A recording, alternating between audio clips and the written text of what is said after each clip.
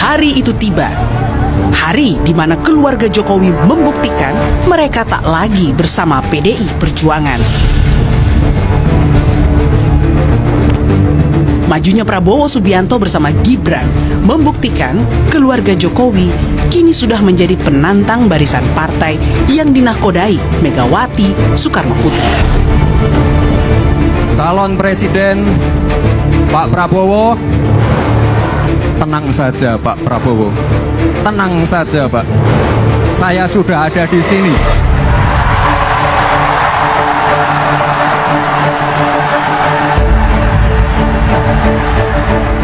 Bagaimana?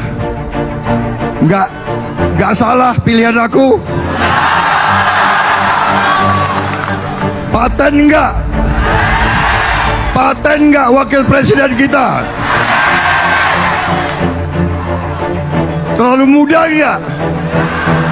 Gue terlalu tua nggak? Ironisnya, status Gibran yang merupakan kader PDI Perjuangan hingga ia mendaftar ke KPU masih belum jelas. Apakah wali kota Solo itu masih kader Banteng atau sudah merapat ke Partai Beringin? Nggak ada pengunduran diri, nggak ada memberikan KTA, nggak ada lain-lain, hanya pamit untuk menjadi cawapres Mas Prabowo. Keputusan Gibran menerima pinangan Prabowo Subianto oleh sebagian pihak dinilai sebagai tindakan yang tidak etis.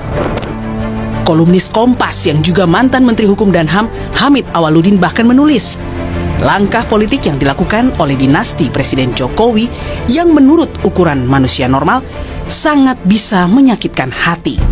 Tentu saja Megawati, anak-anak dan para kadernya terluka dengan langkah ini. Betapa tidak, Gibran naik menjadi wali kota Solo atas dukungan Megawati dengan cara mengorbankan hasrat dan keinginan kadernya sendiri.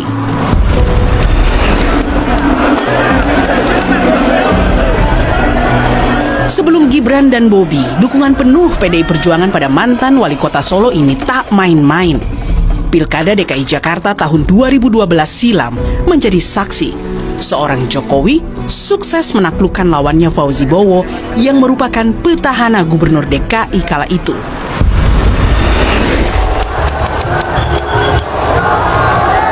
Hingga puncaknya, Jokowi berhasil menapaki puncak karir politiknya sebagai presiden kala memenangkan Pilpres 2014 bersama Yusuf Kalla.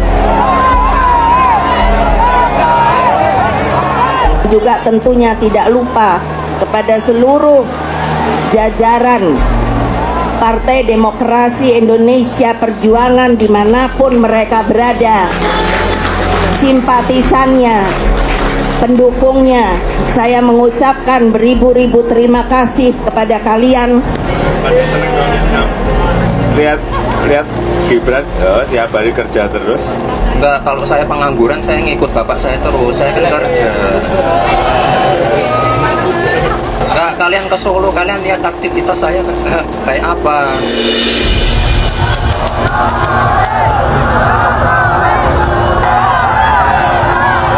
Kemenangan Jokowi kembali terulang pada Pilpres 2019. PDI Perjuangan bersama 8 parpol yang tergabung dalam Koalisi Indonesia Maju berhasil mengantarkan pasangan Jokowi dan Ma'ruf Amin dengan total perolehan 55,50% suara.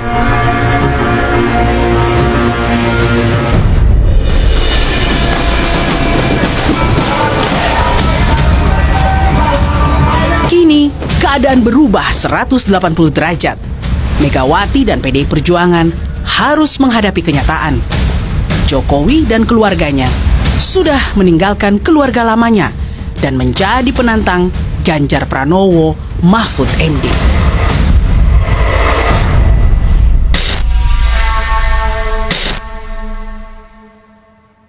Selamat malam saudara, saya Friska Clarissa. Malam ini menggantikan Rosiana Silalahi yang berhalangan hadir. Dan sudah bersama saya, Guru Besar Fakultas Hukum Universitas Hasanuddin yang juga kolumnis Kompas, Bapak Hamid Awaludin. Selamat malam, Pak Hamid. Malam. Kalau kita lihat judul malam hari ini, ketika dinasti Jokowi meninggalkan Megawati. Ini adalah tulisannya Pak Hamid di kompas.com 23 Oktober lalu. Kenapa Pak Hamid menulis ini? Ya, sederhana saja pikiran saya bahwa Pak Jokowi jadi wali kota 2 periode, kemudian gubernur, lalu presiden 2 periode, semua itu kan atas dukungan PDIP, terutama Ibu Mega. Ya. Bahkan ketika mau masuk menjadi gubernur, itu Ibu Megawati itu ikut dengan almarhum Pak Taufik Kemas, mau mendukung Pak Poke, incumbent. Ya. Datang Pak Yusuf Kalla memajukan nama Pak Jokowi karena dia melihat Pak Jokowi itu pekerja waktu di Solo. Ibu Mega berubah, akhirnya mengendorse Pak Jokowi, ya. Nah, sekarang tiba-tiba Mas Gibran menjadi calon yang diusung oleh partai lain. Ya, bagaimanapun pastilah Ibu Mega terluka dan kader-kader PDIP.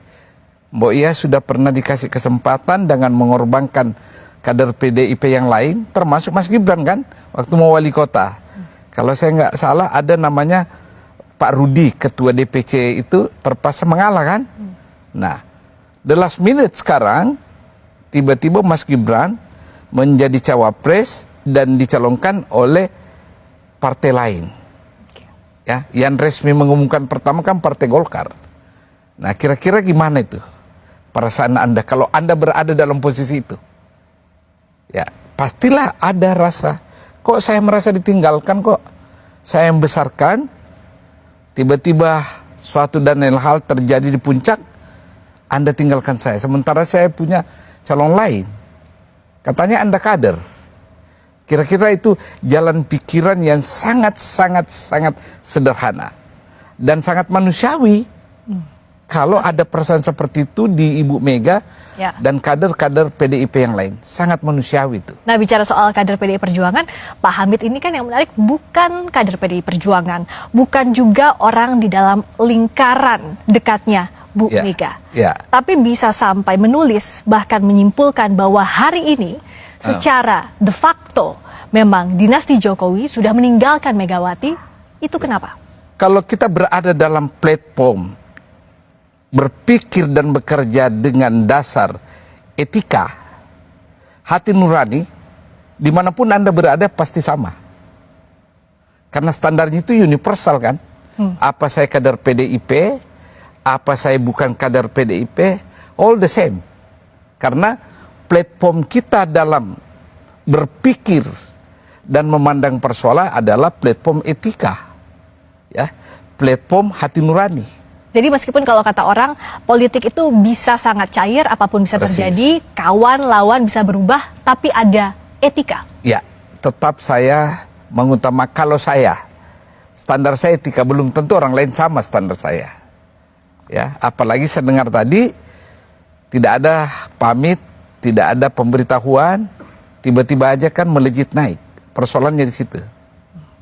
Bicara soal etika, hati nurani, dan dinasti Jokowi, kita akan lihatkan dulu bagaimana penyebutan dinasti Jokowi. Kalau kita lihat ada dua pernyataan Presiden Jokowi dalam rentang waktu yang berbeda soal Gibran jadi cawapres. Kita dengarkan dulu. Itu aja juga didengerin.